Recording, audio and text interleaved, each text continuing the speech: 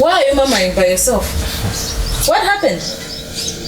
I'm deeply saddened with the tragedy that has befallen Shina. How can a heartless spark defile and impregnate such an innocent girl?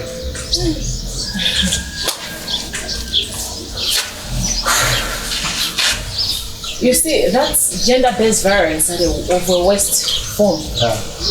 Just imagine, she got expelled from school due to pregnancy, which is as a result of defilement. Oh.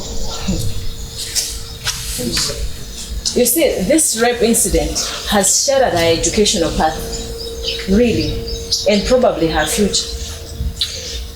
But what should be done? If she goes to the hospital, can they offer her self-abortion, considering that she's just 12 years old and the pregnancy endangers her life? What can be done to help a young girl who becomes pregnant as a result of defilement? Should she go to the hospital and maybe request for a termination of pregnancy? Viewers, help us. What should be done? What should Shina do?